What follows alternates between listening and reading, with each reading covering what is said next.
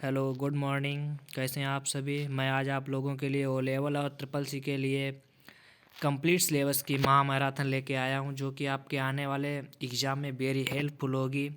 आप लोग मेरे साथ लास्ट तक बने रहिए और आने वाले आपके ट्रिपल सी एग्ज़ाम में मोस्टली यहीं से आपके क्वेश्चंस मिलेंगे, जिससे कि आप अच्छा स्कोर कर पाएंगे। और आप लोग जहां तक है मेरे साथ कंटिन्यूअसली बने रहिए, और अगर आपको क्लास अच्छी लगे तो मेरे चैनल को सब्सक्राइब करें और वीडियो को लाइक और ज़्यादा से ज़्यादा शेयर करें, जिससे कि आपके दोस्तों की भी हेल्प हो सके। और आप लोग मेरे साथ बने रहिए। चलिए चलते हैं सीधे क्लास की तरफ। स्टार्ट करते हैं सीधे सीधे।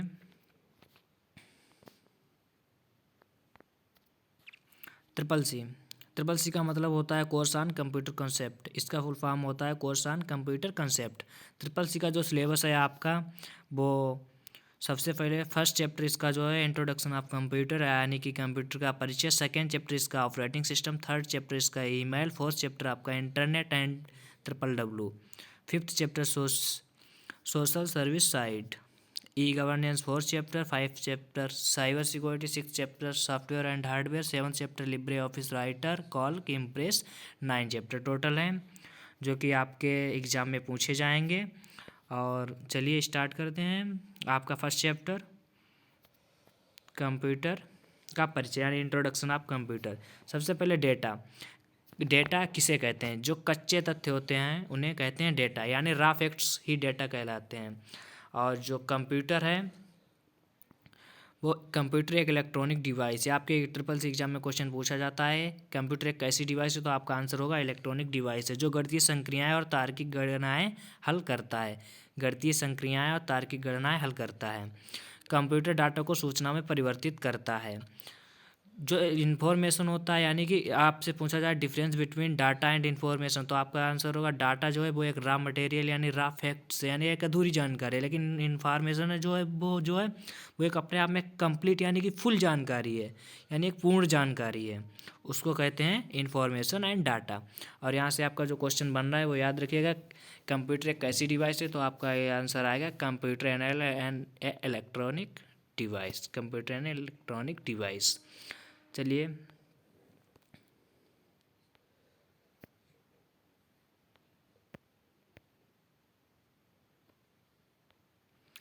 ईडीपी।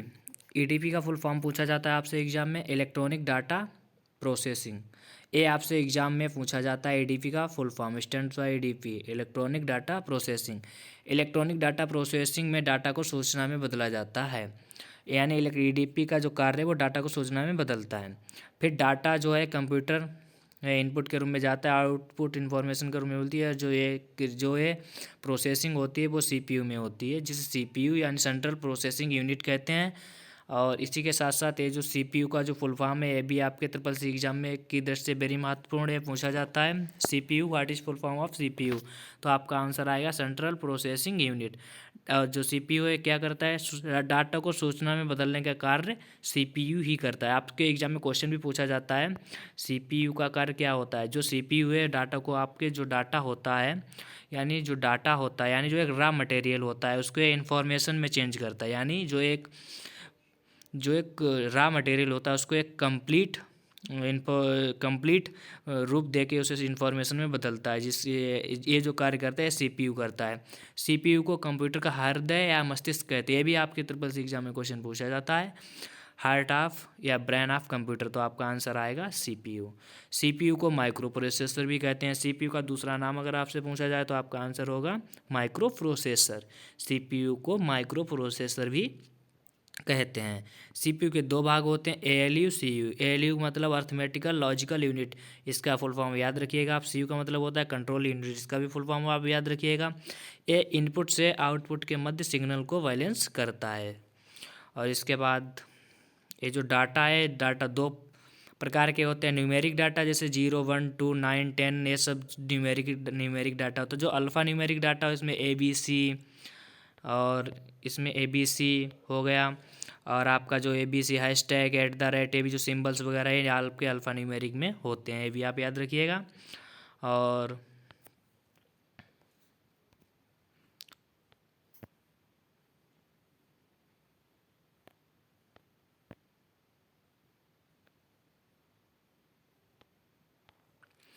कंप्यूटर के फादर, यानी आपके एग्जाम में क्वेश्चन पूछा जाता है फादर ऑफ कंप्यूटर, तो आपका आंसर होगा चार्ल्स बेबेज। कंप्यूटर के जो फादर हैं उनका नाम चार्ल्स बेबेज है, या नोट डाउन भी कर लीजिए। और हाँ, मेरे साथ साथ आप कॉपी पेन लेके भी बैठिएगा, जिससे कि आप जो जो इम्पोर्टेंट पॉइंट है वो नोट करते जाइएगा उनको, जिससे कि आपके इजी ई नोट्स यानी बन सकें।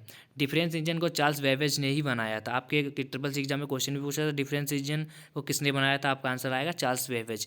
एनालिटिकल इंजन लेडी एडा अगस्ता ने बनाया था, ये भी आप नोट डाउन कर लीजिएगा। लेडी एडा अगस्ता पहली महिला प्रोग्रामर हैं। जो आपकी लेडी एडा अगस्ता हैं वही आपकी पहली महिला प्रोग्रामर हैं, ये भी आप याद रखिएगा।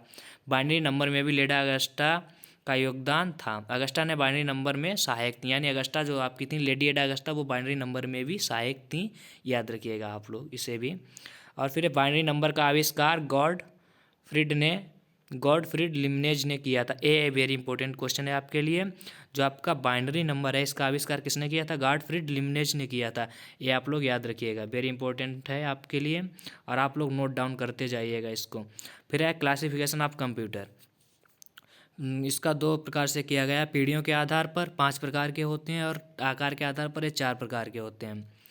और आकार के आधार पर ये होते हैं main frame computer, mini computer, micro computer and super computer. कार्य पद्धति के आधार पर ये 3 प्रकार के होते हैं, analogue computer, digital computer and hybrid computer. ये हो गया आपका क्लासिफिकेशन ऑफ कंप्यूटर, यानी कंप्यूटर का वर्गीकरण। ये भी आपके एग्जाम में पूछा जाता है। नेक्स्ट चलिए,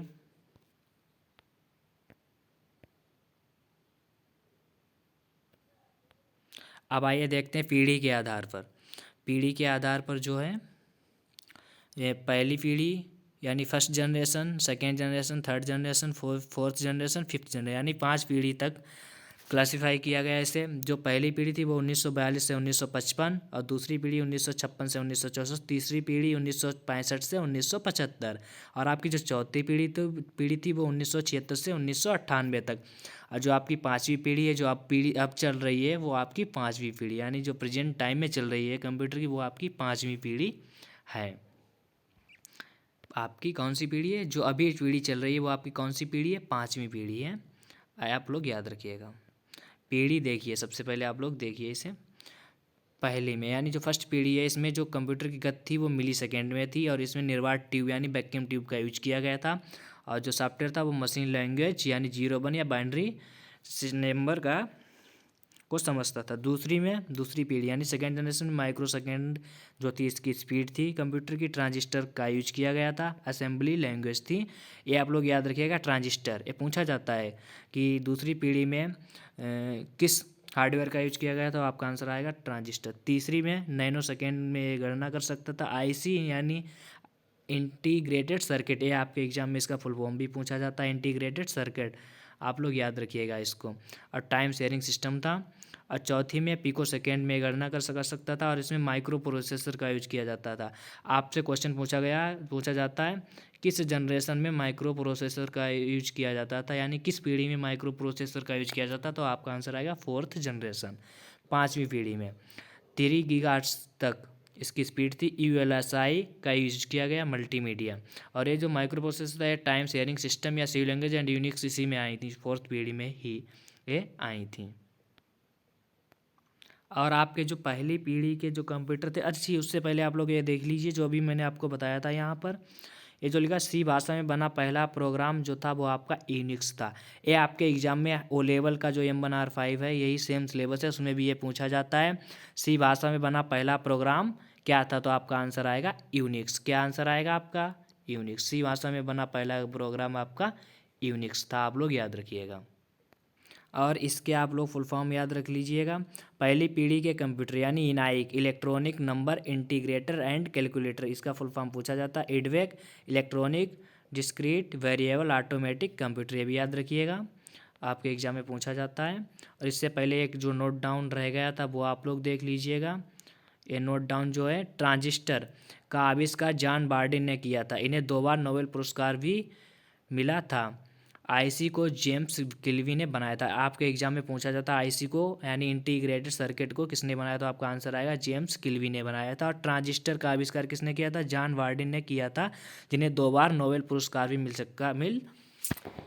चुका है। आपका आंसर क्या होगा, ट्रांजिस्टर का आविष्कार किसने किया था, तो जॉन बार्डिन ने किया था, और आईसी का जो आविष्कार था वो आपके किल्वी ने किया था, और कंप्यूटर का आविष्कार जो था वो चार्ल्स बेबेज ने किया था, और पहली प्रोग्रामर महिला जो थी लेडी एडा अगस्ता थी। यह आप लोग नोट डाउन कर लीजिएगा अपनी नोटबुक में। और चलिए आगे चलते हैं। यूनिवेक। यूनिवेक फर्स्ट, इसका फुल फॉर्म होता है यूनिवर्सल ऑटोमेटिक कंप्यूटर। ये फर्स्ट पीढ़ी के कंप्यूटर से जितने थे आप सेकेंड पीढ़ी में आ जाइए।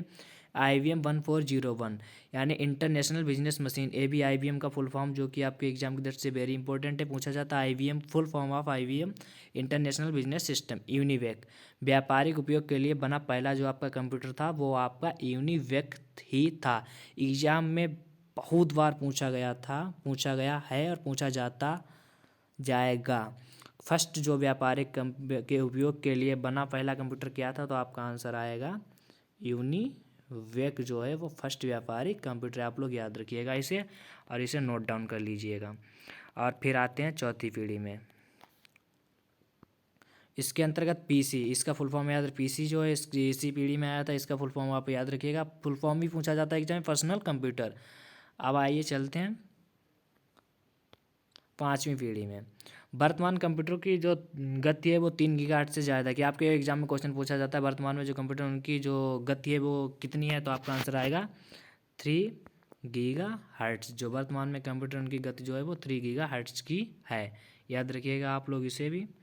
आगे जो इम्पोर्टेंट फुल फॉर्म है आप लोग याद रखिएगा इनको। LSI लार्ज स्केल इंटीग्रेशन, ये फुल फॉर्म पूछे जाते हैं आपके एग्जाम में, इसलिए आप लोग इसे नोट डाउन कर लीजिएगा। SSI small scale integration, MSI medium scale integration, VLSI very large scale integration, ULSI ultra large scale integration. ये फुल फॉर्म आप लोग नोट डाउन कर लीजिएगा, वेरी इंपॉर्टेंट है। नेक्स्ट चलते हैं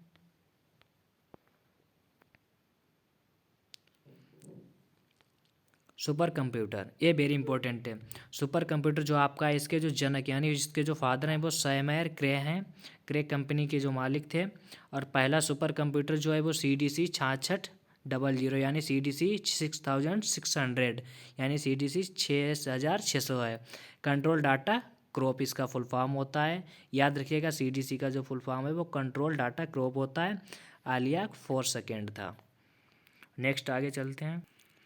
और भारत में सुपर कंप्यूटर के जनक जो है विजय भटकर को माना जाता है। आपके एग्जाम में वेरी इंपॉर्टेंट क्वेश्चन है जो आपके है CCC हो या O लेवल दोनों में पूछा जाता है, और आप लोग इसे नोट डाउन करना ना भूलें और कर लीजिएगा और मेरे साथ रिपीट भी कीजिए बार बार। भारत में सुपर कंप्यूटर के जनक जो हैं वो विजय भटकर हैं, आप लोग नोट डाउन कर लीजिएगा। दूसरा, भारत का पहला सुपर कंप्यूटर जो था वह परम 8000 यानी परम 8000 या परम 8000 जो है भारत का पहला सुपर कंप्यूटर है, और इसे 1991 में डेवलप किया गया। ये आप लोग याद रखिएगा, वेरी इंपॉर्टेंट पॉइंट है। यानी परम 8000 जो कि 1991 में डेवलप किया गया है, आप लोग नोट डाउन कर लीजिएगा, वेरी इंपॉर्टेंट है आपके लिए एग्जाम की दृष्टि से। CDEC का फुल फॉर्म पूछा जाता है central for development in advance computing, इसी ने इसे डेवलप किया था, ये भी आप लोग याद रखिएगा। और भारत का जो पहला सुपर कंप्यूटर है परम 8000 जो कि 1991 में डेवलप किया गया। विजय भटकर जो थे वो भारत में सुपर कंप्यूटर के फादर थे या जनक थे, ये भी आप लोग याद रखिएगा। और आपसे एग्जाम में पूछा था भारत का पहला कंप्यूटर कौन था, तो भारत का जो पहला कंप्यूटर है वो सिद्धार्थ था। अगर आपसे पूछा जाए पहला सुपर कंप्यूटर कौन सा है, तो परम 8000। और भारत का पहला सिर्फ कंप्यूटर पूछा जाए तो आपका आएगा आंसर सिद्धार्थ। ये लोग आप लोग याद रखिएगा इस बात को। अब देखिए कुछ MCQs हैं जो कि आपके एग्ज़ाम में पूछे जाते हैं, इसलिए आप लोग इनको देख लीजिएगा, जो कि आपके एग्ज़ाम में पूछे जाते हैं, इसलिए देख लीजिए इनको। कंप्यूटर का जनक किसे माना जाता है, तो आपका आंसर आएगा चार्ल्स बेबेज। आपको जैसा कि ऊपर बता चुका हूं मैं। कंप्यूटर की IC किस पदार्थ की बनी होती है, तो ये वेरी इंपॉर्टेंट क्वेश्चन, आप लोग नोट डाउन कर लीजिएगा इसे। सिलिकॉन और जर्मेनियम या सिलिकॉन की बनी होती है, तो आपका आंसर आएगा सिलिकॉन। माइक्रो प्रोसेसर का आविष्कार किस कंपनी ने किया था, इंटेल 4004 ने जो है माइक्रो प्रोसेसर का आविष्कार किया था। स्टार बना लीजिए इस पर, SSSR बना लीजिए, ये आपके एग्जाम में पूछा जाएगा। घरों में यूज होने वाला पर्सनल PC या पर्सनल कंप्यूटर वास्तव में है एक माइक्रो कंप्यूटर का एग्जाम्पल है।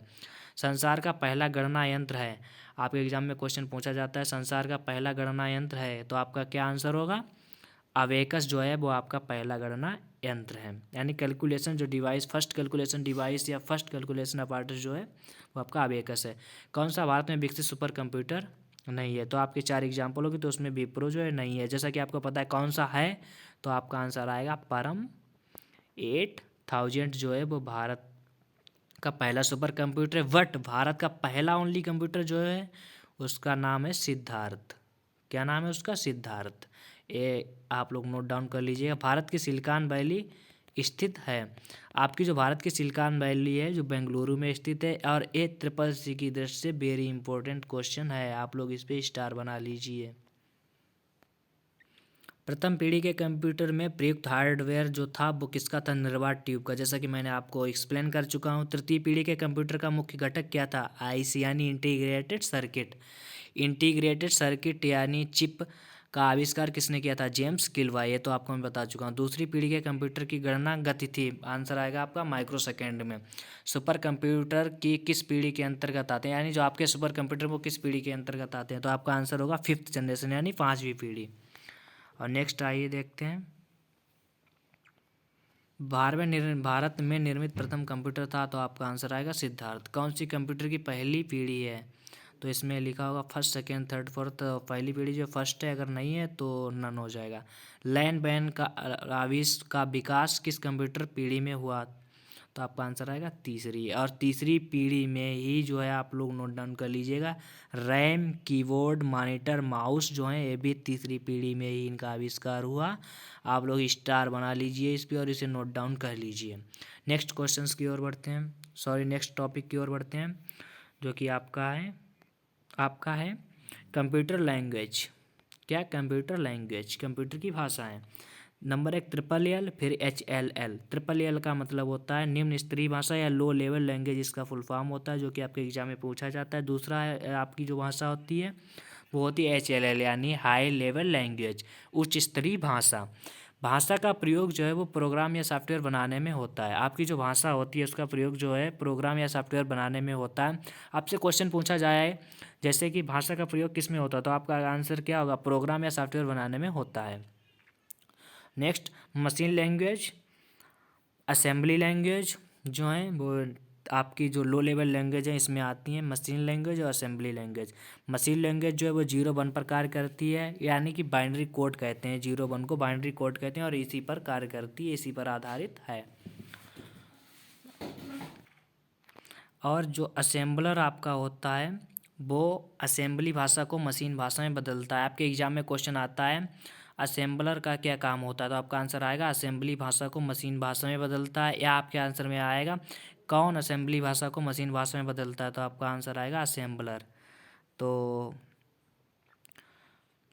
मल्टीप्लाई, ऐड, सब्ट्रैक्शन, डिवीजन, इन्हें न्यूमेरिक कोड भी कहते हैं। न्यूमोनिक जो कोड होता है किसे कहते हैं? तो मल्टीप्लाई, एडिशन यानी जोड़ घटाव गुणा भाग को जो है आपका न्यूमेरिक कोड कहते हैं। और जो आपकी HLL हाई लेवल जो लैंग्वेज है वो आपकी C++, जावा, फोर्ट्रान, LISP, कोमल, लोगो, बेसिक जो है आप वो आपकी हाई लेवल लैंग्वेज। अभी मैं आपको फोर्ट्रान और बेसिक के बारे में कुछ इंपॉर्टेंट बताऊंगा जो कि आपके एग्ज़ाम में पूछा जाएगा, जो कि आपके आने वाले एग्ज़ाम में वेरी हेल्पफुल होगा और आप लोग उसे नोट डाउन कर लीजिएगा। देखिए नंबर 1 देखिए फोर्ट्रान उच्च स्त्री भाषा है, जो कि मैं आपको बता चुका हूँ जो ये HLL है। देखिए इसमें मैं आपको बता रहा हूँ फार्मूला ट्रांसलेशन, इसका जो फुल फॉर्म होता है वो होता है फार्मूला ट्रांसलेशन। आपके एग्जाम में क्वेश्चन पूछा जाता है फोर्ट्रान का फुल फॉर्म, तो आपका क्या आंसर होगा? Formula translation. देखिए पहली प्रयुक्त उच्च स्त्री भाषा, जो पहली प्रयुक्त उच्च स्त्री भाषा जो है वो आपकी फोर्ट्रान है। गणित और वैज्ञानिक गणनाओं के लिए जिसका यूज किया जाता है। 1957 में आई थी, पहली व्यापारिक भाषा भी इसे कहते हैं। नेक्स्ट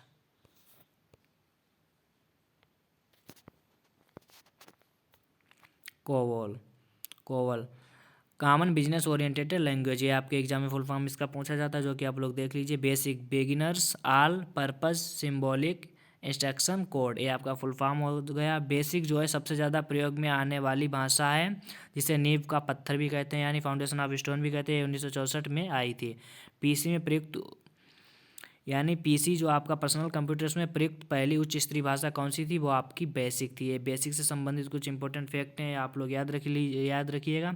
फिर आती है सी लैंग्वेज। सी लैंग्वेज जो कि 1972 में आई थी। डेनिस रिची अब्राहिम कर्निंगम ने इसे डेवलप किया था। वेलेप्स और यूनिक्स जो है दो प्रोग्राम है आपके, जो है सी लैंग्वेज पर ही आधारित है। C++ जो है इन दोनों का मिक्सचर है। फिर जावा, इंटरनेट में प्रयोग होने वाली जो भाषा है वो आपकी जावा है, और एसी और टीवी में प्रयोग होने वाली भाषा भी आपकी जो है वो जावा है। आप लोग याद रखिएगा, जावा जो है वेरी इंपॉर्टेंट है, आप लोग इसे नोट डाउन कर लीजिए और जहाँ तक हो सके इसे अच्छे से याद रखिएगा। जावा, इंटरनेट में प्रयोग होने वाली जो भाषा है वो आपकी जावा, एसी और टीवी में भी इसका यूज होता है। 1995 में कंपनी सन माइक्रो सिस्टम ने इसे डेवलप किया था। LISP list processing 6th generation में आई। 6th जनरेशन जो है आपकी वो बनाई जा रही है, इस पर काम चल रहा है, जो कि AI सिस्टम पर आधारित है, जिसे AI का फुल फॉर्म पूछा जाता है। AI का फुल फॉर्म होता है आर्टिफिशियल इंटेलिजेंस, यानी कृत्रिम बुद्धिमत्ता। एग्जाम्पल जैसे कि रोबोट। नेक्स्ट देखते हैं। अब देखिए आपके एग्जाम में जैसा कि क्वेश्चन पूछा जाता है, किसी टास्क को कंप्यूटर द्वारा पूरा करने के लिए स्टेप बाय स्टेप यानी क्रमिक प्रक्रिया यानी क्रम से जो प्रक्रिया की जाती है कि समूह को क्या कहते हैं, तो आपका आंसर आएगा एल्गोरिथम। बेसिक भाषा का विकास कब हुआ था, तो आपका आंसर आएगा 1964। कौन सी भाषा उच्च स्तरीय नहीं है, इसमें आपके 4 ऑप्शन दे होंगे, तो आपकी जो असेंबली है वो नहीं है, ये लो लेवल लैंग्वेज है। नंबर 4, एल्गोरिथम में गलती होने पर कौन सी गलती आती है, उसे कंप्यूटर भाषा क्या कहते हैं, लॉजिकल एरर जो है कंप्यूटर भाषा उसे कहते हैं। एल्गोरिथम जो होती है उसमें गलती होने पर जो आपका कंप्यूटर उसे जो है लॉजिकल एरर बताता है। सिंटेक्स एरर जो है प्रोग्राम में प्रोग्राम जो होता है वो प्रोग्रामर की गलती होने पर जो एरर आती है उसे सिंटेक्स एरर कहते हैं। मैं आपको लोगों को जो भी बताऊँ आप लोग अच्छे से इसको लर्न कर लीजिएगा, नोट डाउन कर लीजिए। जो एल्गोरिथम है उसमें अगर गलती होती है तो कंप्यूटर उसे लॉजिकल एरर बताता है, और सिंटेक्स एरर जो है वो प्रोग्रामर द्वारा प्रोग्राम लिखने पर जो गलती होती है उसे सिंटेक्स एरर कहते हैं। जो कंप्यूटर में गलती की जाती है उसे बग कहते हैं, और गलती को ढूंढना और ठीक करना डीबगिंग कहलाता है। जो इसके गलती को ढूंढने या ठीक करने के लिए जिस प्रोग्राम का यूज किया जाता है उसे पैच प्रोग्राम कहते हैं। ये वेरी इंपॉर्टेंट है, आप लोग इस पर स्टार बना लीजिए। क्या क्या, बग, और सेकेंड डीबगिंग, तीसरा पैच प्रोग्राम, और सिंटेक्स एरर और लॉजिकल एरर, ये सारे आप लोग याद रखिएगा इनको, ये आपसे पूछे जा सकते हैं और पूछे जाते हैं, ज़्यादा से ज़्यादा पूछे जाते हैं। फिर निम्न में कौन कंप्यूटर भाषा नहीं है, तो IRM।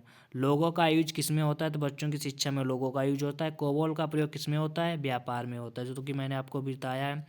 असेंबलर क्या कार्य है, असेंबली भाषा से यंत्र भाषा में बदलता है, यानी असेंबली भाषा से मशीन भाषा में बदलने के कार्य करता है। कौन, असेंबलर जो आपका है ये करता है। बताइए नेक्स्ट आप लोग, कौन सी वैज्ञानिक कंप्यूटर भाषा है, तो आपका आंसर आएगा फोर्ट्रान। और भाषा जिसे कंप्यूटर समझता है और निष्पादित करता है तो उसे कहते हैं मशीन लैंग्वेज या मशीन भाषा, 01 या बाइनरी सिस्टम। नेक्स्ट टॉपिक की ओर बढ़ते हैं, जो कि आपका ईमेल से रिलेटेड है, आपके एग्जाम में पूछा जाता है। ये जितने भी मैं टॉपिक बताऊँ ये आप लोग नोट कर लीजिएगा, एक नोट्स के रूप में बना लीजिए, और ये PDF भी आप लोगों को प्रोवाइड करा दूंगा, जो कि दे दिया जाएगा मेरी वेबसाइट पर। देखिए ईमेल, सबसे पहले आप लोग याद रखिएगा ईमेल का फुल फॉर्म क्या होता है, तो आपका इसका फुल फॉर्म होता है इलेक्ट्रॉनिक मेल। जो इसकी खोज जो थी वो रे टॉमिल्सन द्वारा 1971 में की गई थी। आधुनिक स्वरूप इसके अंतर्गत आते हैं। 1978 में आधुनिक स्वरूप को शिवा आयुधुरी द्वारा देखा गया। ईमेल को अर्पानेट या ईमेल को अर्पानेट, यानी अर्पानेट का जो मतलब है उसका फुल फॉर्म होता है advance research project agency net. ये भी आपके एग्जाम में पूछा जाता है। सेंडर, और इसमें तो एक सेंडर होता है, एक रिसीवर जो सेंड करता है, जो जिसे सेंड करती है, जिसे सेंड करना है उससे वो उसे रिसीव करता है।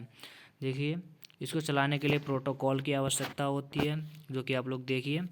Email protocol SMTP, simple mail transfer protocol, very important है, एग्जाम की दृष्टि से फुल फॉर्म पूछा जाता है। ईमेल प्रोटोकॉल जो है वो आपका SMTP यानी सिंपल मेल ट्रांसफ़र प्रोटोकॉल है। SMTP का प्रयोग मेल को भेजने में होता है, यानी मेल को भेजने में किसका यूज होता है, तो आपका SMTP। POP3 post office protocol होता है। इसका फुल फॉर्म पूछा जाता है। ईमेल को रिसीव करने में प्रयोग होता है। जो आपका POP3 यानी पोस्ट ऑफिस प्रोटोकॉल होता है, ईमेल को रिसीव करने में इसका यूज किया जाता है। IMAP internet message access protocol है। इसका जो फुल फॉर्म होता है IMAP का, और ईमेल से संबंधित है इंटरनेट मैसेज एक्सेस प्रोटोकॉल है, मैसेज से रिलेटेड है, आप लोग याद रखिएगा। नेक्स्ट टॉपिक की ओर बढ़ते हैं। यदि ईमेल एक व्यक्ति को भेजना हो तो POP3 का यूज होता है। अगर आपसे एग्जाम में क्वेश्चन पूछा जाए अगर ईमेल एक व्यक्ति को भेजना हो तो किसका यूज करेंगे, तो आपका आंसर आएगा क्या, POP3 का यूज करते हैं। यदि ईमेल एक से अधिक लोगों को भेजना हो तो IMAP का यूज करते हैं। एक के लिए किसका यूज करते हैं, POP3 का यूज करते हैं। और बहुत लोगों को अगर भेजना हो यानी एक से अधिक लोगों को भेजना है तो किसका यूज करते हैं, यानी इससे मोर देन करना हो तो तब इसका यूज करते हैं, IMAP का यूज करते हैं, आप लोग याद रखिएगा। चलो देखते हैं आगे। ईमेल आईडी, जो ईमेल आईडी होती है वो आपकी दो पार्ट में होती है। एक आपका यूजर नेम होता है, दूसरा आपका डोमेन नेम होता है। यूजर नेम जो कि ईमेल का @ के पहले का भाग होता है, यानी बिफोर @ का जो भाग होता है उसे आप लोग यूजर नेम कहते हैं। जो आफ्टर @ होता है उसे हम डोमेन नेम कहते हैं। जैसे नवीन शर्मा 10081994@gmail.com, इसका नाम होता है @ इसे कहते हैं। और ये जो इसका इतना जितना पार्ट है इसे यूजर नेम कहते हैं, इस वाले पार्ट को हम डोमेन नेम कहते हैं, याद रखिएगा। देखिए जैसे कि ईमेल के कितने भाग होते हैं, तो आपका आंसर आएगा 2 भाग होते हैं। कौन कौन से, यूजर नेम, डोमेन नेम। याद हो गया होगा शायद आप लोगों को। आई होप आप लोगों को क्लियर हो रहा होगा सब कुछ, जो भी मैं आपको बता रहा हूँ समझा रहा हूँ समझ में आ रहा होगा। जैसे कि जिसे भेजना 2xyz@gmail.com, ऐसे जो ईमेल हो गई। और CC का जो फुल फॉर्म होता है वो आपका कार्बन कॉपी होता है। BCC का फुल फॉर्म होता है ब्लाइंड कार्बन कॉपी। ये पूछा जाता है एग्जाम में। अधिकतम 500 मेल भेज सकते हैं। आपके एग्जाम में क्वेश्चन आता है मैक्सिमम कितने मेल भेज सकते हैं, तो आपका आंसर आएगा 500। कितने मैक्सिमम मेल भेजे जा सकते हैं, मैक्सिमम जो मेल हैं वो कितने भेजे जा सकते हैं आपके, मैक्सिमम जो आपके मेल हैं वो आपके 500 तक भेजे जा सकते हैं। जब ये प्रदर्शित करना हो कि किसको भेजा गया है मेल, तब CC यानी कार्बन कॉपी का यूज करेंगे। जब रिसीवर को ये पता ना लगे कि किस किस को भेजा गया तो आपका ब्लाइंड कार्बन कॉपी यानी BCC का यूज करेंगे, याद रखिएगा आप लोग। नेक्स्ट देखिए, फाइल साइज जो है वो आपका 25 MB तक होता है। 25 MB से ऊपर ये सपोर्ट नहीं करता है, याद रखिएगा। एग्जाम में पूछा जाता है 25 MB। फिर storage capacity of male box जो होती है वो 15 GB तक की होती है। मेल बॉक्स के स्टोरेज की जो कैपेसिटी है वो 15 GB होती है।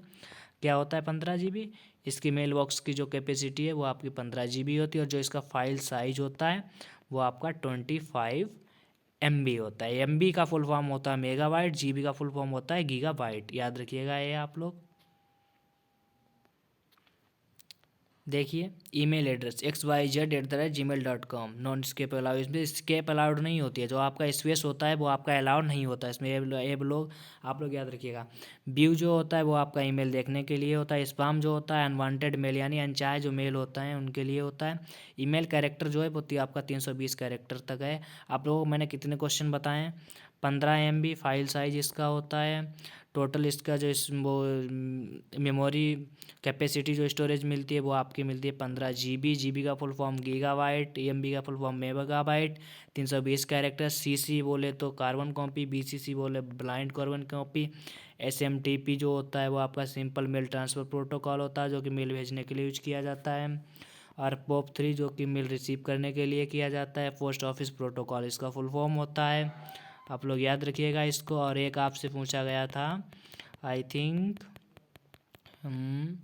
आपसे 320 कैरेक्टर भी याद रखिएगा।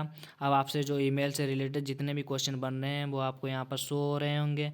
अभी आप लोगों को क्वेश्चन बाय क्वेश्चन बता रहा हूँ विद आंसर। सबसे पहले देखिए ईमेल में CC क्या है। एक व्यक्ति से अधिक व्यक्तियों को मेल भेजना जो है वो आपका CC के द्वारा होता है। CC का फुल फॉर्म आपको पता ही है, कार्बन कॉपी होता है। दूसरा क्वेश्चन, निःशुल्क ईमेल सेवा कौन प्रदान करता है, तो याहू, रेडिफमेल और हार्टमेल जो आपका है वो रिसीव ईमेल सेवा प्रदान करते हैं। क्वेश्चन नंबर 3, ईमेल अटैचमेंट होता है। एक डॉक्यूमेंट जो ईमेल के साथ जोड़कर भेजा गया है उसे ईमेल अटैचमेंट कहते हैं।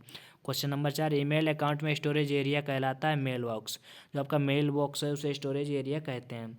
नेक्स्ट, ईमेल को भेजने के लिए प्रयुक्त प्रोटोकॉल है SMTP। SMTP का फुल फॉर्म पूछा जाता है, स्टार लगा लीजिए, simple mail transfer protocol.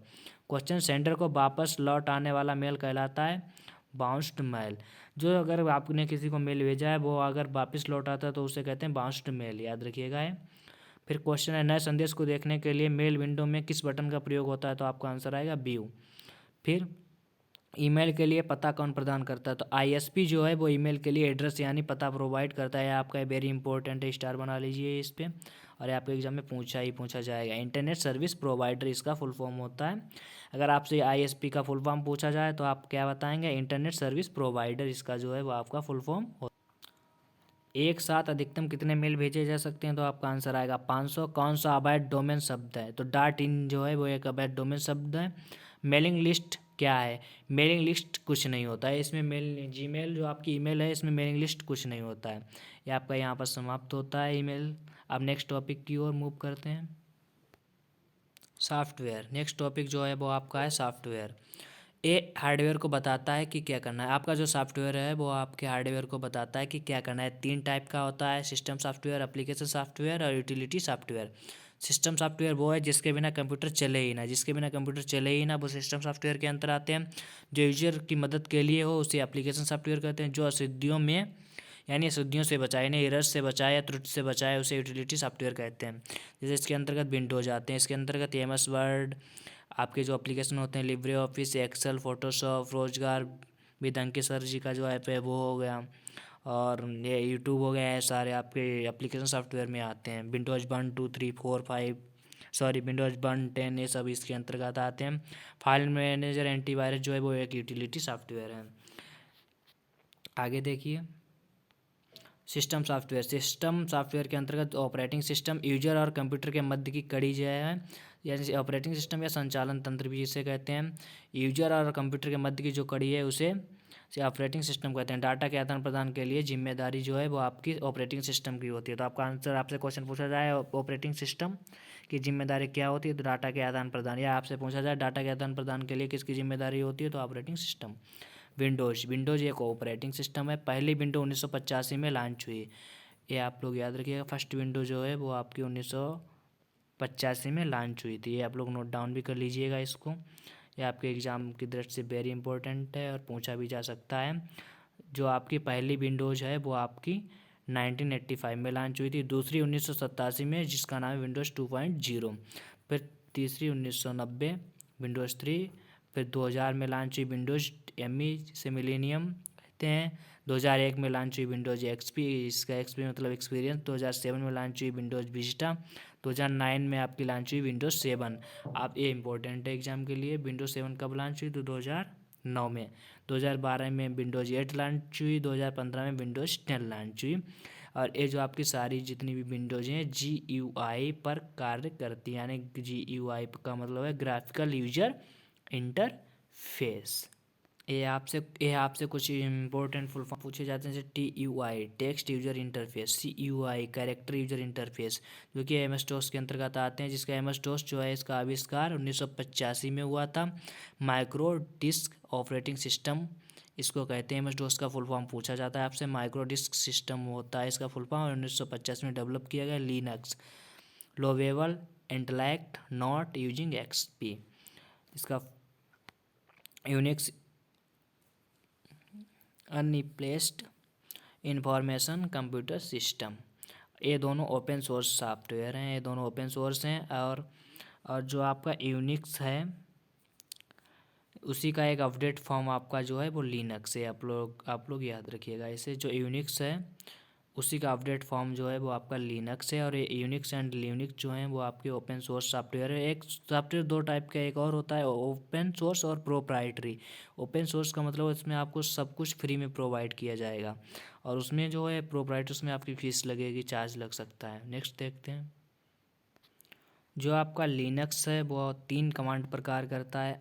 rred, write और execute 1 to 4 पे कार्य करता है। इंस्टॉल सॉफ्टवेयर को हार्ड डिस्क में कॉपी करना, अनइंस्टॉल हार्ड डिस्क से हटा देना, इसे अनइंस्टॉल हो गया। क्वेश्चंस आपका जो है पोस्ट का पूरा रूप क्या है, पावर ऑन सेल्फ टेस्ट।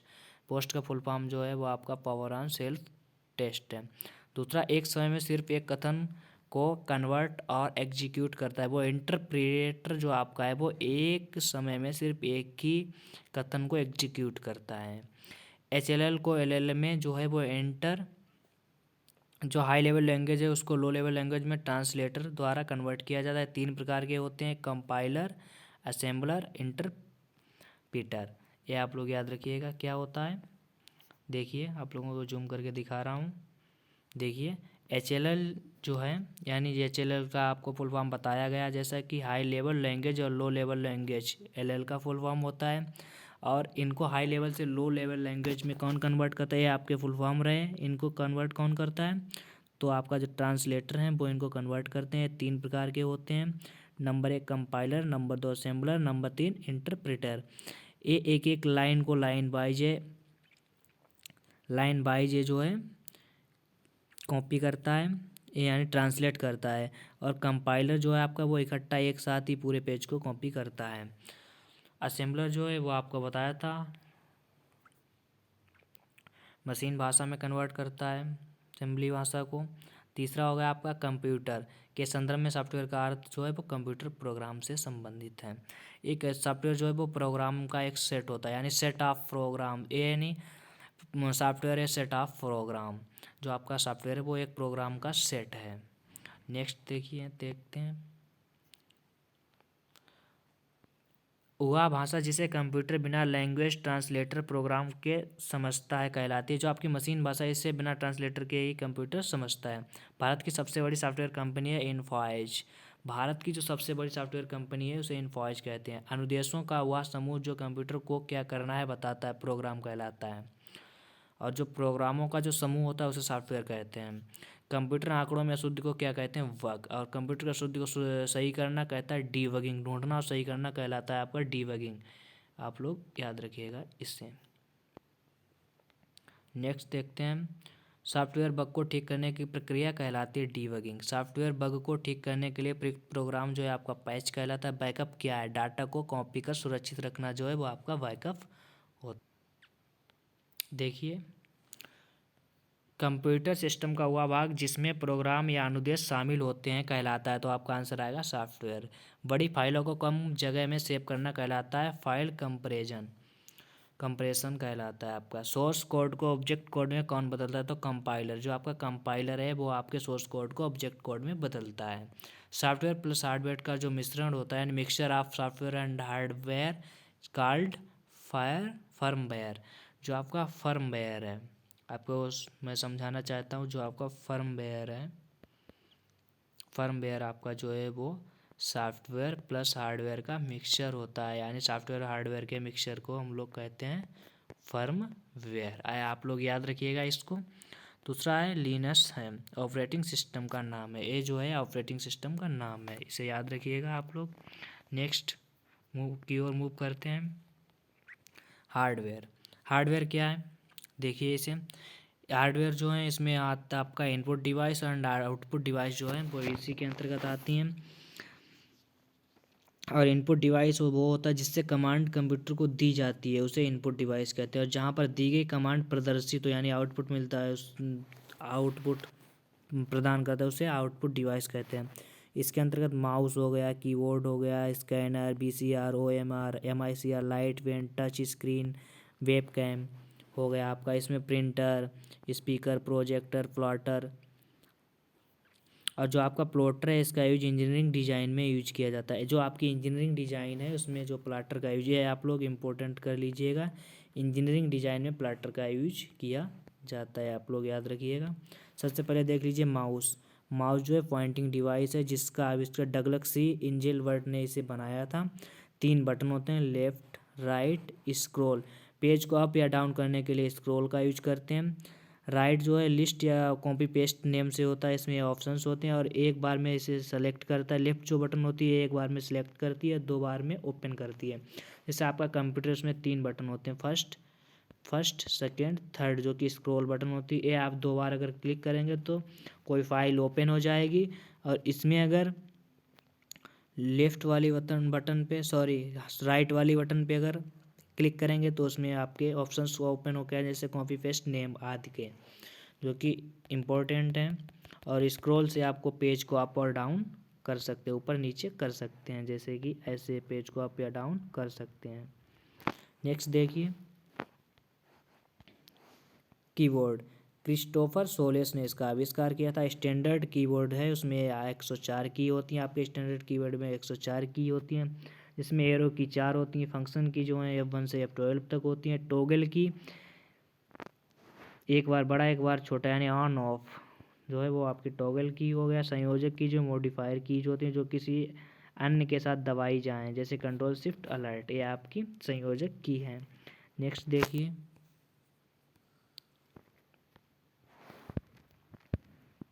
देखिए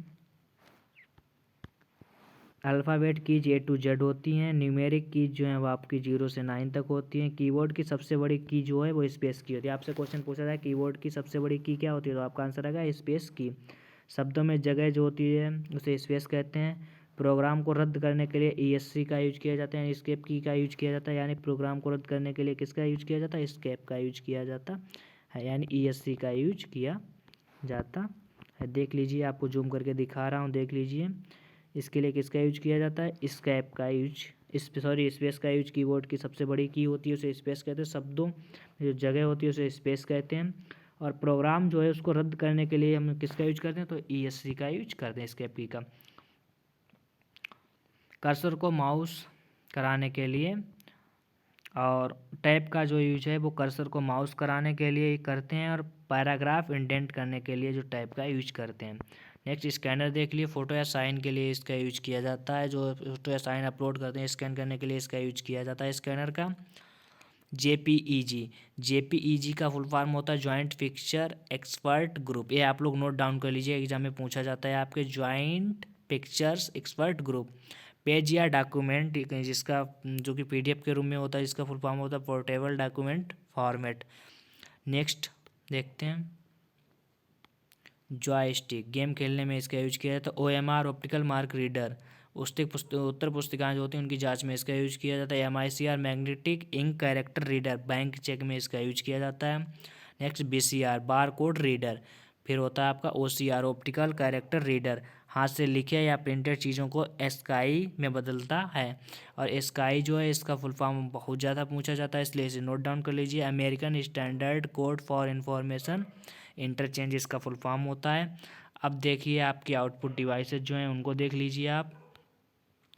आउटपुट डिवाइसेस जैसे प्रिंटर जो हैं दो प्रकार के होते हैं, नॉन इम्पैक्ट, इम्पैक्ट प्रिंटर। कागज़ के संपर्क में जो होते हैं उन्हें इम्पैक्ट प्रिंटर कहते हैं। कागज़ के संपर्क में ना जाएं यानी ना आए उन्हें नॉन इम्पैक्ट प्रिंटर कहते हैं।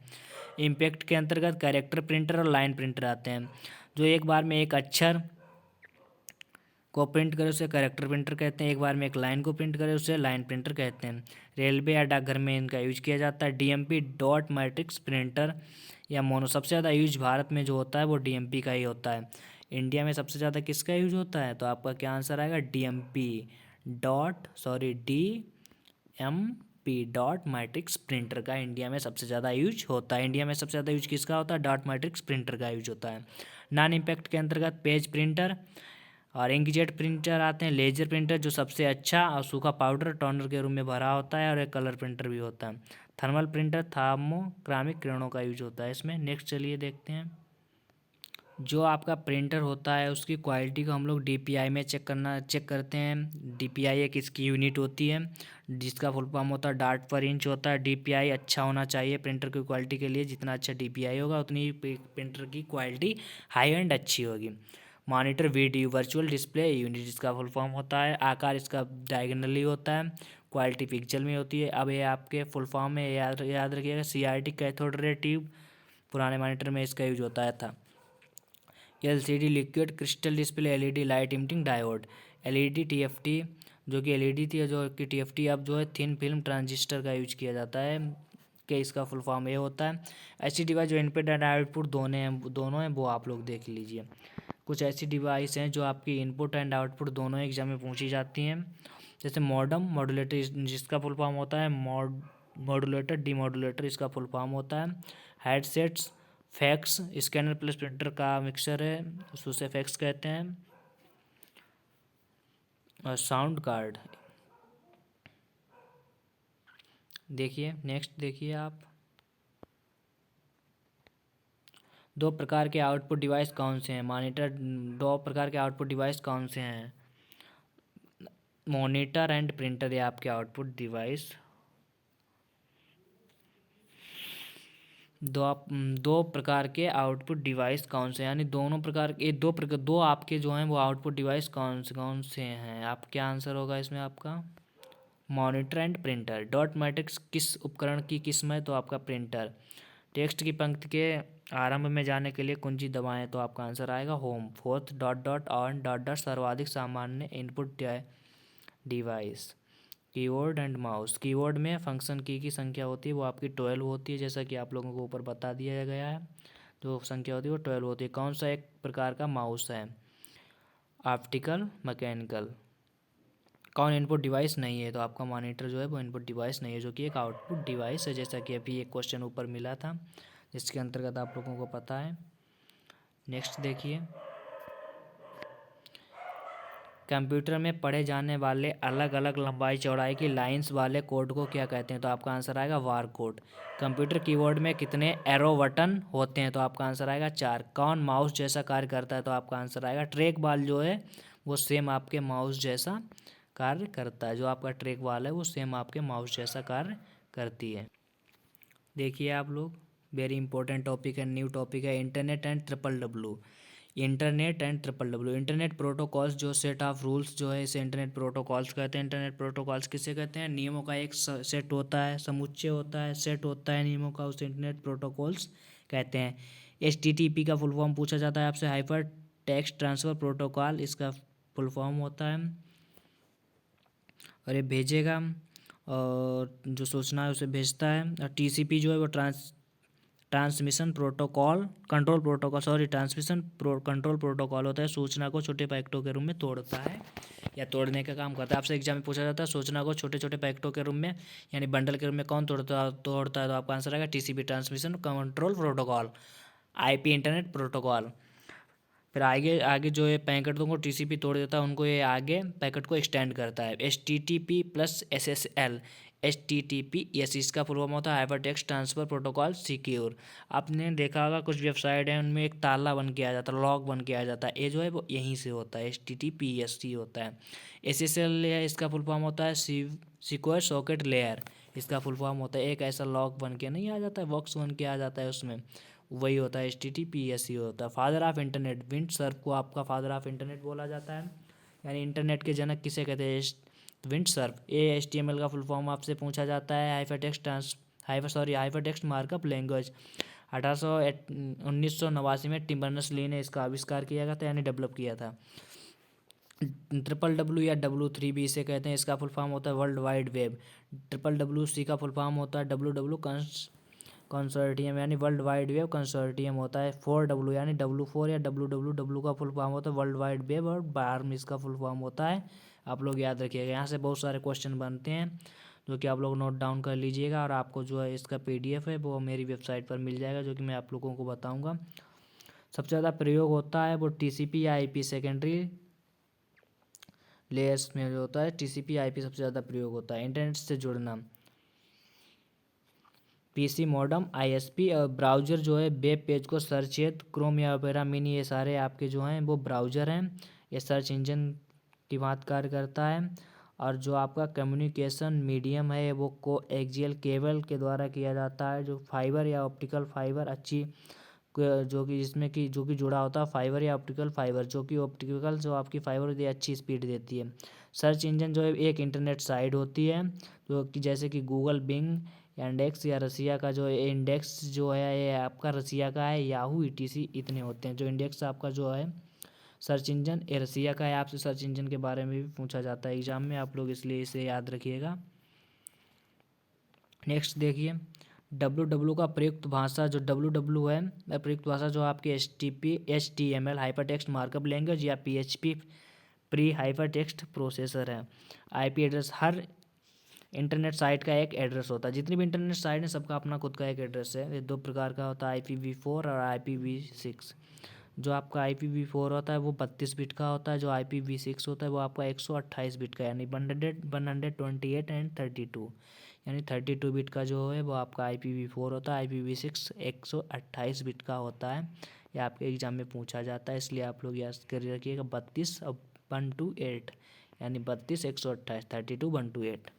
IP एड्रेस को याद करने के लिए DNS डोमेन नेम सिस्टम का यूज किया जाता है। DNS का फुल फॉर्म आपसे पूछा जाता है, DNS का फुल फॉर्म क्या होता है, तो डोमेन नेम सिस्टम DNS का फुल फॉर्म होता है, इसलिए आप लोग इसे भी याद रखिएगा। नेक्स्ट देखिए डोमेन नेम, जैसे .com का मतलब होता है कॉमर्शियल, ये आपके एग्जाम में पूछा जाता है, इसे याद रखिएगा आप। .edu का मतलब होता है एजुकेशन, .co का मतलब होता है कंपनी, .net का मतलब होता है नेटवर्किंग, .in का मतलब होता है कंट्री डोमेन। जैसे इंडिया का जो है वो आपका .in है, पाकिस्तान का .pak है, ये आपके डोमेन नेम हो गए। नेक्स्ट की ओर बढ़ते हैं। देखिए जो आपका नेटवर्क है, टाइप्स ऑफ नेटवर्क, यानी नेटवर्क के प्रकार, पैन, लैन, मैन, बैन, याद रखिएगा इसे। और ये जो आपका है ये आपके एग्जाम में पूछा जाता है इसका फुल फॉर्म, और ये आप लोग देख लीजिए। पैन जो है इसका फुल फॉर्म होता है पर्सनल एरिया नेटवर्क, और शेरिट ब्लूटूथ में होता है। ये जो पैन का यूज है वो शेरिट एंड ब्लूटूथ में होता है। लैन लोकल एरिया नेटवर्क, लैन का फुल फॉर्म जो आपका होता है लोकल एरिया, सॉरी, पैन का फुल फॉर्म होता है पर्सनल एरिया नेटवर्क, जो कि आपके शेरिट और ब्लूटूथ जैसे हो गया। लाइन लोकल एरिया नेटवर्क 40 से 50 मीटर की रेंज में, जैसे ऑफिस वगैरह इसमें इसका यूज होता है। वैन मेट्रोपॉलिटन एरिया नेटवर्क, ये एक सिटी केबल के रूप में इसका यूज किया जाता है, सिटी के लिए इसका यूज होता है। बैन वाइड एरिया नेटवर्क, एक कंट्री टू कंट्री इसका यूज किया जाता है। 3G आपका जो है थर्ड जनरेशन 2001 में आया था, 4G 2009 में आया था, 5G 2021 में यूज किया गया है। ये लॉन्च है 3G जो है वो आपका थर्ड जनरेशन, 4G 2009, 5G 2021, ये आप लोग लर्न कर लीजिए और इसे नोट डाउन कर लीजिए कहीं पर, जो कि वेरी इंपॉर्टेंट है आपके एग्ज़ाम के लिए। नेक्स्ट देखिए याहू, गूगल, MSN है, ये आपकी इंटरनेट साइट है। इंटरनेट क्या है? कंप्यूटर आधारित इंटरनेट सूचनाओं का यंत्र है, यानी सेट ऑफ रूल्स है। इंटरनेट द्वारा सर्वर में कंप्यूटर पर सूचना प्राप्त करने की प्रक्रिया कहलाती है तो डाउनलोड। एक सॉफ्टवेयर जो यूजर को इंटरनेट सिर्फ करने देता है, सर्च करने देता है, तो उसे आप सर्च इंजन कहते हैं। डक डक गो क्या है? एक सर्च इंजन। डक डक गो जो आपका है वो एक सर्च इंजन है। वेब पेज किस फॉर्मेट में लिखे और सेव किए जाते हैं? तो आपका आंसर आएगा HTML, जिसका फुल फॉर्म होता है हाइपर टेक्स्ट मार्कअप लैंग्वेज। याद रखिए कंप्यूटर के बीच ऐसा समझौता जो बताता है ट्रांसफ़र कैसे किया जाए कहलाता है, तो आपका आंसर आएगा प्रोटोकॉल। टेलनेट क्या है? टेक्स्ट आधारित कंप्यूटर प्रोटोकॉल है। टेलनेट जो आपका है वो टेक्स्ट आधारित कंप्यूटर प्रोटोकॉल है, जो कि फर्स्ट प्रोटोकॉल, टेक्स्ट आधारित फर्स्ट प्रोटोकॉल भी अगर आपसे पूछा जाए तो टेलनेट। इंटरनेट में प्रयोग होता है पैकेट स्विचिंग, जो कि आप लोगों को बता चुका हूँ। नेक्स्ट देखते हैं। नेक्स्ट देखिए साइबर सिक्योरिटी के बारे में। साइबर स्पेस, युद्ध का 5वां क्षेत्र जो है वो साइबर स्पेस कहलाता है। साइबर क्राइम, दूसरे के कंप्यूटर नेटवर्क में छेड़छाड़ करना जो है वो आपका साइबर क्राइम कहलाता है। सबसे पहले देखिए हैकिंग। वाइट, इसे कितने प्रकार की होती है? वाइट हैट हैकर नैतिक, ब्लैक हैट हैकर गलत उद्देश्य से जो की जाती है उसे ब्लैक हैट हैकर कहते हैं, और ग्रे हैट हैकर, ये नैतिक प्लस अनैतिक दोनों शामिल होते हैं इसमें। फायरवॉल, कुकीज, ये साइट कितनी बार देखी गई है? कुकीज जो है फायरवॉल, कुकीज का जो मतलब है ये साइट कितनी बार देखी गई है, ये कुकीज से पता लगता है। नेक्स्ट देखिए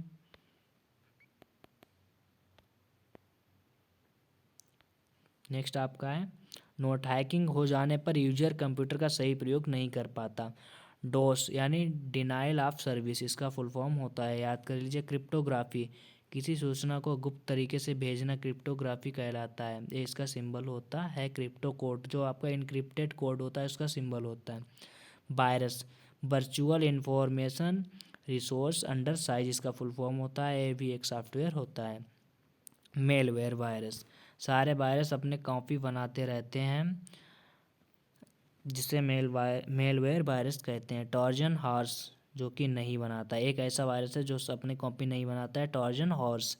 सबसे पहले खोजा गया वायरस जो है क्रीपर है, आपका सबसे पहले जो वायरस खोजा गया था उसे क्रीपर वायरस कहते हैं, याद रखिएगा।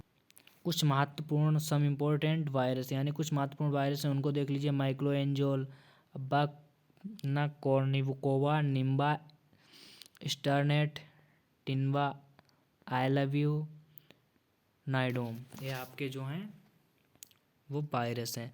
आई लव यू भी जो आपका है एक वायरस है। Antivirus McAfee, AVG, Avast, Kaspersky, Norton, Quick Heal, Symantec जो है आपके एंटीवायरस हैं। वायरस होता है एक सॉफ्टवेयर होता है। साइबर स्पेस शब्द किसने दिया था? विलियम गिब्सन ने साइबर स्पेस शब्द दिया था। ट्रेंड माइक्रो क्या है? एंटीवायरस सॉफ्टवेयर है। लैन कितनी डिस्टेंस तक वर्क कर सकता है? 100 मीटर से 200 मीटर। बाउंडेड मीडिया किसे कहते हैं? तो वायर्ड मीडिया होती है उसे बाउंडेड मीडिया कहते हैं। नेक्स्ट क्वेश्चन, OSI का फुल फॉर्म पूछा गया है, ऑपरेटिंग सिस्टम इंटरफेस, यानी ऑपरेटिंग सिस्टम इंटरफेस इसका फुल फॉर्म होता है, याद रखिएगा आप लोग इसे। नेक्स्ट देखिए इसे, माइक्रोसॉफ्ट, नेक्स्ट टॉपिक आपका है माइक्रोसॉफ्ट MS वर्ड, जिसको लिब्रे ऑफिस में इसे राइटर के नाम से जाना जाता है। MS एक्सेल इसे कॉल्क के नाम से जाना जाता है। MS पावर पॉइंट को प्रेजेंटेशन के नाम से जाना जाता है। इसमें MS वर्ड जो है वो आपका माइक्रोसॉफ्ट ऑफिस है। इसकी स्थापना 4 अप्रैल 1975 में हुई थी। इसका मुख्यालय रेडमंड जो कि USA में है। MS वर्ड का file extension .docx and Excel जो है उसका .xlsx होता है। बाय डिफ़ॉल्ट फाइल नेम जो है document1.docx होता है। जो आपका MS वर्ड है उसका बाय डिफ़ॉल्ट नेम जो है वो आपका document1.docx होता है। टाइटल बार जो है मिनिमाइज, मैक्सिमाइज, क्लोज, आपके जो टाइटल बार इसका होता है उसमें मिनिमाइज, मैक्सिमाइज, क्लोज जो है वो आपके बटन जो फंक्शंस हैं वो होते हैं। मीनू बार में home, view, share, insert, design, layout, help इत्यादि मीनू होती हैं। सेव या सेवर जो है संशोधित करके सेव करना सेवेज कहलाता है। प्रथम बार जो सेव किया जाता है उसे हम सेव कहते हैं। कंट्रोल A आल सेलेक्ट करता है। कंट्रोल B बोल्ड करता है। कंट्रोल+C कॉपी करता है। कंट्रोल D डिफ़ॉल्ट फॉन्ट आता है, इसमें ऑटोमेटिक अप्लाई हो जाता है। कंट्रोल E एलिमेंट यानी सेंटर ये करना है कैसा है इसके लिए यूज किया जाता है। कंट्रोल F फाइंड के लिए होता है। कंट्रोल+G गो टू के लिए। कंट्रोल+H रिप्लेस के लिए। कंट्रोल+I आइटैलिक के लिए। कंट्रोल+J जस्टिफाई के लिए। कंट्रोल+K हाइपरलिंक इंसर्ट करने के लिए होता है। सबसे इम्पोर्टेंट है कंट्रोल+K जो है वो आपकी सबसे इम्पोर्टेंट है। इसका यूज जो है वो हाइपरलिंक के लिए इसका यूज किया जाता है, याद रखिएगा आप लोग। MS वर्ड की जो हैं सम इम्पोर्टेंट कीज हैं जो आप लोगों के सामने लिखी गई हैं, आप लोग इन्हें नोट डाउन कर लीजिए। जैसे कंट्रोल+A जो है आल सेलेक्ट के लिए होती है। कंट्रोल+B बोल्ड के लिए होती है, जैसे सेलेक्ट करने के लिए बोल्ड के लिए। कंट्रोल+C कॉपी के लिए यूज होता है। कॉपी या पेस्ट की गई चीज़ें क्लिपबोर्ड में ही रहती हैं, अभी आपके एग्जाम में याद रखिएगा। मैक्सिमम जो है 24 वस्तु रख सकते हैं। क्लिपबोर्ड में जो मैक्सिमम है वो 24 चीज़ों को रखा जा सकता है। आप लोगों के एग्जाम में पूछा जाता है, इसे आप लोग नोट डाउन कर लीजिएगा। Control D default fund. Control E alignment centre होता है इसका। कंट्रोल F फाइंड के लिए। कंट्रोल G गो टू के लिए। कंट्रोल H रिप्लेस के लिए। कंट्रोल I इटैलिक के लिए। कंट्रोल J जस्टिफाई के लिए होती है। नेक्स्ट देखिए, कंट्रोल K हाइपरलिंक इंसर्ट के लिए वेरी इंपॉर्टेंट, और उधर कंट्रोल+S सेव एज के लिए होती है, वो भी इंपॉर्टेंट है। कंट्रोल+A लेफ्ट अलाइनमेंट। कंट्रोल+M इंडेंट बढ़ाने के लिए। कंट्रोल+N न्यू फाइल के लिए, ये भी इंपॉर्टेंट है। कंट्रोल+O ओपन फाइल के लिए। कंट्रोल+P प्रिंट के लिए। कंट्रोल+Q इंडेंट इंड के लिए। कंट्रोल+R राइट अलाइनमेंट के लिए। कंट्रोल+S सेव के लिए, और कंट्रोल+T हैंगिंग इंडेंट बढ़ाने के लिए कंट्रोल+T का यूज किया जाता है। हैंगिंग इंडेंट बढ़ाने के लिए जो है वो आपका कंट्रोल+T का यूज किया जाता है। कंट्रोल+U का प्रयोग अंडरलाइन के लिए, मोस्ट इंपॉर्टेंट। कंट्रोल+B जो है आपका पेस्ट के लिए इसका यूज किया जाता है। कंट्रोल+W जो है फाइल को बंद यानी क्लोज फाइल के लिए यूज किया जाता है। कंट्रोल+X का यूज कट करने के लिए किया जाता है। कंट्रोल+Y का रीडो के लिए किया जाता है, यानी कार्य को पुनः करना, रीडो का यूज किया जाता है। कंट्रोल+Y कंट्रोल+Z जो है वो उसका अंडो पूर्व में जो कार्य किया गया जाता है उसको कैंसिल करने के लिए किया जाता है इसका प्रयोग। फुट नोट क्या होता है? किसी पृष्ठ के अंत में फुट नोट होता है। 100 page equal to foot note, यानी 1 पेज इंड नोट। 1 पेज पे अगर लगाया जाएगा तो वो इंड नोट होगा। 100 पेज पे लगातार कंटिन्यू लगाया जाएगा उसे फुट नोट कहेंगे। हेडर, प्रत्येक पृष्ठ के ऊपर जो लिखा जाता है उसे हेडर कहते हैं। फुटर, पृष्ठ के नीचे फुटर लिखा जाता है। हेडर जो है वो पृष्ठ के ऊपर लिखा जाता है भाग में, और फुटर पृष्ठ के नीचे भाग में लिखा जाता है। आप लोग इसे याद रखिएगा। नेक्स्ट, एमएस एक्सेल एक गणितीय क्रियाओं के लिए प्रयोग किया जाता है। अलाइनमेंट 4 होते हैं, left right central justify. Margin MS Excel में मार्जिन की संख्या 5 होती है। Top bottom left right gutter, top bottom left right और जो होता है गटर हो गया। नेक्स्ट देखते हैं, आपकी एमएस एक्सेल की जो शॉर्टकट की इंपॉर्टेंट है वो देख लीजिए। F5 का मतलब हेल्प के लिए F5, control plus left click करेंगे तो लाइन सेलेक्ट हो जाएगी। लेफ्ट क्लिक 3 बार करेंगे तो पैराग्राफ सेलेक्ट हो जाएगा। कंट्रोल प्लस बड़ा ब्रैकेट का यूज फॉन्ट साइज इंक्रीज करने के लिए, स्मॉल ब्रैकेट कंट्रोल के साथ करेंगे तो फॉन्ट साइज डिक्रीज हो जाएगा यानी कम हो जाएगा। कंट्रोल प्लस इंट का प्रयोग लास्ट पेज के लिए होता है। कंट्रोल प्लस होम का होम से आप फर्स्ट पेज पे पहुंच जाएंगे। कंट्रोल प्लस शिफ्ट का यूज सुपर स्क्रिप्ट के लिए किया जाता है। कंट्रोल प्लस इसका प्रयोग सेव के लिए किया जाता है। एमएस वर्ड में भी सेव के लिए किया जाता था, यहाँ पर भी। कंट्रोल प्लस शिफ्ट प्लस सी का यूज किसी उसी फॉर्मेट में कॉपी जिसमें हुआ लिखा हुआ है उसके लिए किया जाता है। कंट्रोल शिफ्ट प्लस बी का यूज उसी फॉर्मेट में पेस्ट करने के लिए किया जाता है। F7 स्पेलिंग चेकिंग के लिए वेरी इंपॉर्टेंट है, स्पेल चेक के लिए F7 का यूज किया जाता है। नेक्स्ट कीज देखिए, फिर left alert plus shift plus D जो है वो करंट डेट के लिए किसका यूज किया जाता है? अल्ट शिफ्ट डी का यूज किया जाता है। अल्ट शिफ्ट प्लस डी का यूज किया जाता है। अल्ट शिफ्ट प्लस डी का यूज करंट टाइम के लिए किया जाता है, सॉरी। F1 हेल्प के लिए, F2 एडिट सेल के लिए, F3 फाइल नेम पेस्ट के लिए, F11 मेक चार्ट के लिए, F12 सेव फाइल के लिए यूज की जाती हैं। नेक्स्ट की देखिए, अल्ट प्लस इंटर या टैब जो है सेल में आगे चले जाएंगे अगर इस की का यूज करेंगे। कंट्रोल प्लस F9 का यूज मिनिमम द विंडो के लिए किया जाता है। मिनी विंडो को जो है वो मिनिमाइज करने के लिए कंट्रोल प्लस F9 का प्रयोग किया जाता है। कंट्रोल प्लस F10 का मैक्सिमाइज विंडो को करने के लिए किया जाता है।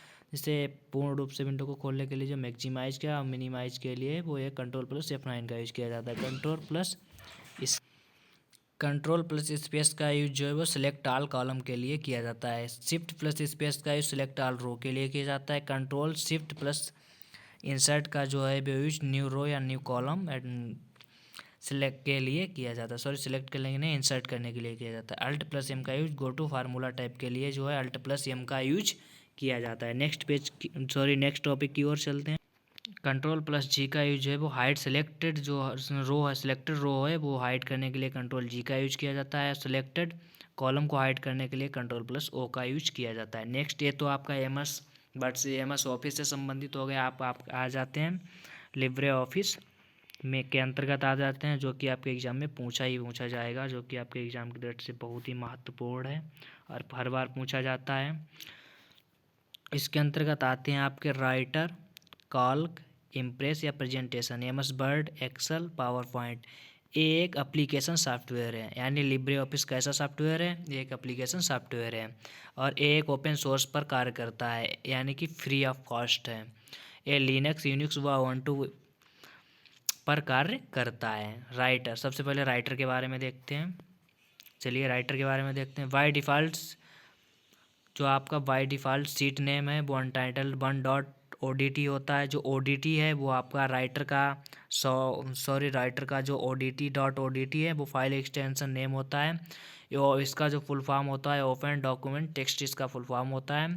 जिसमें जो इम्पोर्टेंट जो है वो देखिए सेवेज, इसमें जो कि ये इंपॉर्टेंट है, कंट्रोल शिफ्ट के साथ यस दबाएंगे तो सेवेज यानी सेव किए डॉक्यूमेंट को फिर से करेक्शन करके फिर से सेव कर सकते हैं। क्लोज के लिए कंट्रोल प्लस क्यू का यूज, इंसर्ट टेबल के लिए कंट्रोल प्लस F12 का यूज। और जो आपका राइटर इसमें बाय डिफ़ॉल्ट जो जूम होता है वो आपका 100% होता है। By default 100% zoom automatic set रहता है।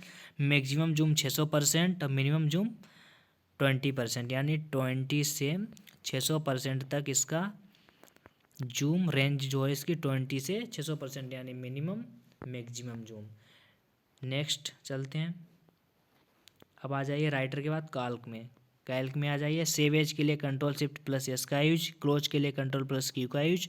Default zoom 100%, maximum zoom 400, minimum 20%, यानी राइटर में जो था मैक्सिमम 600 था, इसमें है 400 और मिनिमम इक्वल है, यानी 20 इसकी जो है 20 से 400, उसका है 20 से 600 जो है वो आपका राइटर का हो गया और एक काल का हो गया। रो जो है इसमें टोटल रो जो है 10,48,576 रो होते हैं इसके काल्क में। ये लोग आप लोग नोट डाउन कर लीजिएगा। और कॉलम जो है 1024 यानी 1024 AMI तक इसके कॉलम होते हैं। इसका फाइल एक्सटेंशन है .odc होता है। जो कॉल का फाइल एक्सटेंशन है वो .odc होता है। इसका फुल फॉर्म होता है ओपन डॉक्यूमेंट स्प्रेडशीट इसका फुल फॉर्म होता है।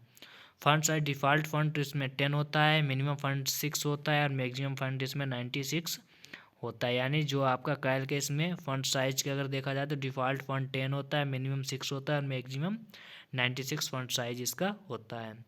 नेक्स्ट टॉपिक की ओर मूव करते हैं। इम्प्रेस यानी प्रेजेंटेशन। क्लोज के लिए कंट्रोल+Q का यूज, सेवेज के लिए कंट्रोल+Shift+S का यूज। बाय डिफ़ॉल्ट जूम इसका 81% होता है, मिनिमम 5% और मैक्सिमम 3000% तक इसका जूम होता है। फाइल एक्सटेंशन नेम .odp यानी ओपन डॉक्यूमेंट प्रेजेंट इसका फुल फॉर्म होता है। नेक्स्ट टॉपिक की ओर मूव करते हैं।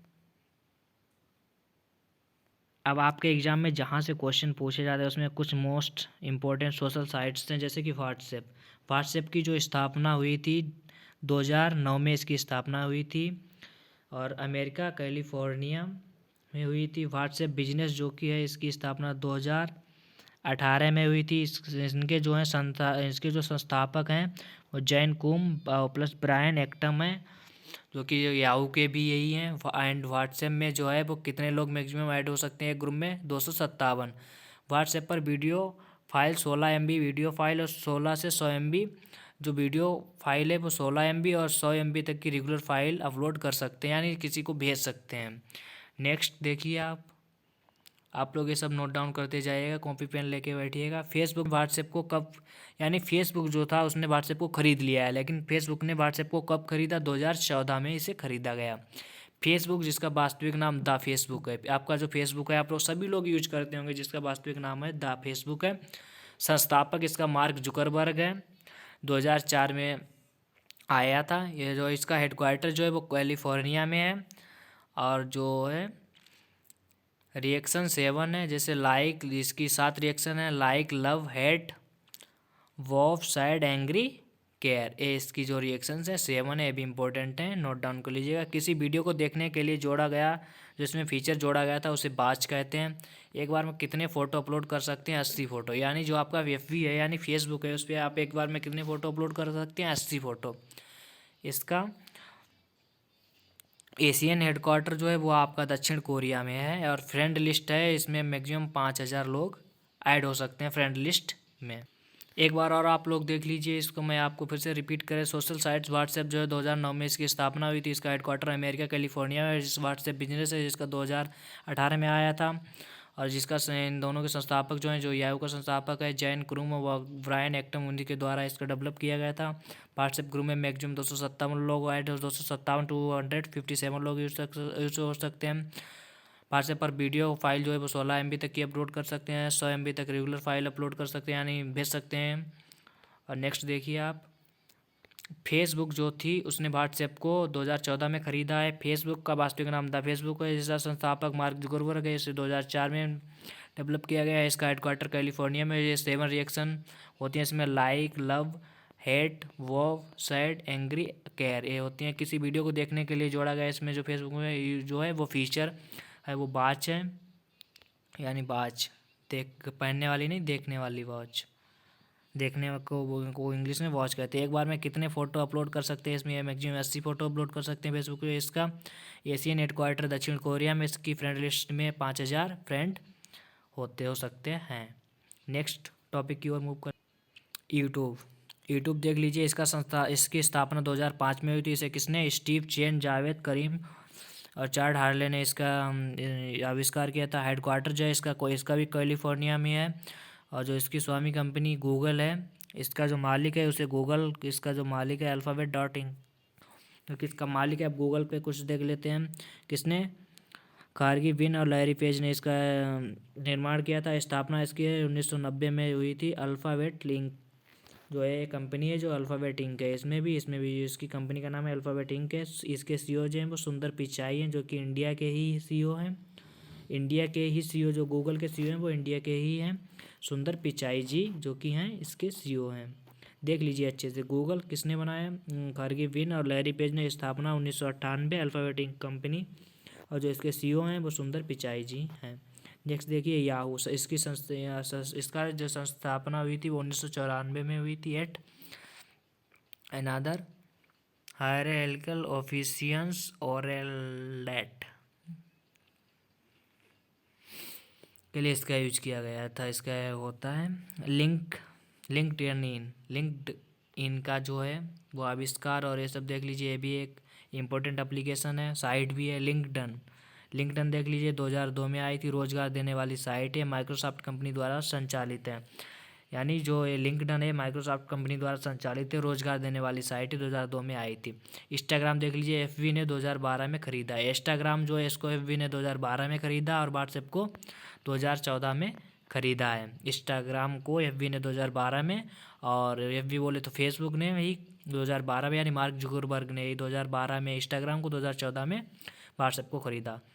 कब? 2010 में इसका आविष्कार हुआ था। फाउंडर इसके तो केविन सिस्ट्रोम और माइक ड्रैगन थे। मिनिमम वीडियो कितनी देर की हो सकती है इस पर? 3 सेकेंड की, और मैक्सिमम 65 सेकेंड, यानी इसकी जो वीडियो की रेंज है वो 3 से 35 सेकेंड इसकी वीडियो की रेंज है। ये आप लोग नोट डाउन कर लीजिए, 3 से 35 सेकेंड तक इसकी वीडियो रेंज है। नेक्स्ट देखते हैं, जो IGTV है वो इसकी इंस्टाग्राम टीवी है। स्टोरी 24 आवर के लिए इसमें लगी रहती है, और इसका जो है 60 मिनट जो है और जो बेड होता है, और 15 मिनट तक मोबाइल हो सकता है। और ट्विटर देखिए, इसकी स्थापना 2006 में हुई थी। ओरिजिनल नेम इसका था स्टेट्स ट्विटर था इसका ओरिजिनल नेम। मैक्सिमम कितने लिख सकते हैं? ट्वीट वीडियो जो है वो 512 MB और समय 40 सेकेंड, और दो मिनिमम, और यानी 20 सेकेंड से 2 मिनट तक इसकी रेंज है। संस्थापक Jack Dorsey, Evan Williams, Noah Glass, Biz Stone इसके संस्थापक। ये आप लोग नोट डाउन कर लीजिए। आपको PDF मेरी वेबसाइट पर मिल जाएगा, जिसका लिंक मैं डिस्क्रिप्शन में डाल दूंगा, आप जहाँ से इसे डाउनलोड कर सकते हैं। नेक्स्ट देखिए, कैरेक्टर जो है 200 कैरेक्टर मैक्सिमम यूज करता है। ट्विटर का इस्तेमाल सिर्फ अभिनेता कर सकते हैं। नो, जो आपका ट्विटर है वो किसी विषय पर चर्चा करता है, जिसका यूज सब कर सकते हैं। एग्जाम्पल जैसे हैशटैग मोदी रोजगार, जैसे टेलीग्राम 2013 में फाइल साइज इसका है, और जो आपका टेलीग्राम है 2013 में आया है, इसका फाइल साइज 2 GB तक सेंड कर सकता है। और टेलीग्राम ग्रुप में मैक्सिमम 2 लाख मेंबर ऐड हो सकते हैं। टेलीग्राम पे क्वेश्चन आपका एग्जाम में आता है, जो कि आपके एग्जाम की तरफ से वेरी इंपॉर्टेंट है, आप लोग इसे नोट डाउन कर लीजिएगा अच्छे से। देखिए टेलीग्राम जो 2013 में आया था, फाइल साइज 2 GB तक इस पर सेंड कर सकते हैं। टेलीग्राम ग्रुप में मैक्सिमम 2 लाख मेंबर ऐड हो सकते हैं। इसका फाउंडर निकोलाई एंड पावेल वारो थे। इसका हेडक्वार्टर दुबई में है। नेक्स्ट टॉपिक की ओर मूव कर, देखिए आप लोग आ गए नेफ्ट, यानी नेफ्ट का फुल फॉर्म आपसे पूछा जाता है नेशनल इलेक्ट्रॉनिक फंड ट्रांसफ़र, जो कि इसका टाइम है 8 से 6:30 बजे तक इसका टाइम होता है। मिनिमम अमाउंट 0 और मैक्सिमम अमाउंट जो है 25 लाख तक इस पर सेंड या रिसीव कर सकते हैं। RIGS real time gross settlement इसका फुल फॉर्म होता है।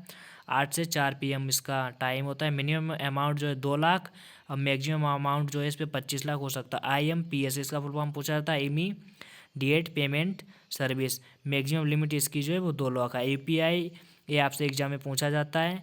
Unified payment interface, per day transaction इस पर कर सकते हैं। नेक्स्ट देखिए, इस पे जो ट्रांजैक्शन है वो आपका कर सकते हैं एक लिमिट के अनुसार 1 लाख, और फीस जो है वो 50 पैसे लगती है। 10 ट्रांजैक्शन कर सकते हैं। IFC जो है इसका फुल फॉर्म होता है इंडियन फाइनेंशियल सिस्टम कोड, इसका फुल फॉर्म होता है। ये आप लोग अच्छे से समझ लीजिए, आप लोगों के काम भी आता है। IFC का फुल फॉर्म जो होता है, IFSC का फुल फॉर्म होता है इंडियन फाइनेंशियल सिस्टम कोड, इसका फुल फॉर्म होता है। एज एग्जाम्पल जैसे लिया गया UIIVO 40 और 74, और ये जो सोर्स होते हैं, ये जो 4 अंक ये जो अल्फ़ाबेट होते हैं, ये जो होता है ये आपका बैंक का कोड होता है।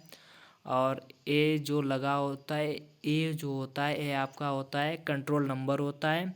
और ये जो डिजिट के रूप में लिखे है जो 6 डिजिट होते हैं, ये आपकी जो ब्रांच होती है उसका कोड होता है। टोटल जो डिजिट होते हैं IFSC कोड में 11 डिजिट होते हैं। टोटल IFSC में कितने डिजिट होते हैं? 11। और जो आपका आधार कार्ड है उसमें टोटल 12 डिजिट होते हैं। याद रखिएगा आप लोग इस। नेक्स्ट आप लोग देखिए MICR, magnetic ink character reader होता है इसका फुल फॉर्म। सबसे पहले देखिए डिजी लॉकर, इस अपने कागज़ को मोबाइल ऐप में रखना, यानी जो इसका यूज होता है अपने कागज़ जो रजिस्टर डॉक्यूमेंट वगैरह उसको मोबाइल ऐप में रखा जाता है। और मैग्नेटिक इंक कैरेक्टर, इसमें जो है देखिए आप 600-261-006 जो कि ये है आपका ब्रांच कोड है, ये आपका सिटी है, ये आपका बैंक कोड है। और उमंग ऐप, इसका फुल फॉर्म है unified mobile application for new age government, 2017 में लॉन्च किया गया है और ये जो है 13 भाषा में पाया जाता है। अब आप इसके कुछ फुल फॉर्म दिए गए हैं, आप लोग देख लीजिए। B2B business to business, B2C business to citizen, B2G business to government, C2C citizen to citizen. ये आप लोग फुल फॉर्म भी याद रखिएगा। इसी के साथ ये लेक्चर समाप्त होता है। अगर आपको अच्छा लगा हो तो आप मेरे वीडियो को लाइक करें, ज़्यादा से ज़्यादा शेयर करें और प्लीज़ मेरे चैनल को सब्सक्राइब करना ना भूलें। मैं आप लोगों को लगातार ऐसे ही वीडियो प्रोवाइड करता रहूँगा जो कि आपके आने वाले CCC एंड O लेवल के एग्ज़ाम में वेरी हेल्पफुल होंगे, जिससे कि आप लोग अच्छा स्कोर करेंगे। और हमें उम्मीद है कि आप लोग अच्छा स्कोर करेंगे और अच्छे मार्क्स आएंगे आप लोगों के, आई मीन अच्छी ग्रेड आएगी आप लोगों को। ऐसे ही मैं CCC एंड O लेवल के आप लोगों को वीडियो प्रोवाइड कराता रहूँगा। और इसका PDF जो है वो आपको मेरी वेबसाइट जो कि मैं इस डिस्क्रिप्शन में डाल दूँगा, जो कि है gti.blogspot.com है, उस पर आपको मिल जाएगा, जहाँ से आप इसे डाउनलोड कर सकते हैं आसानी से। और प्लीज़ मेरे चैनल को सब्सक्राइब करना ना भूलें। Okay, thank you all of you, और आगे के लिए आप लोग तैयार रहिएगा और प्लीज़ चैनल को सब्सक्राइब करना ना भूलें। Okay, bye bye, take care, thank you.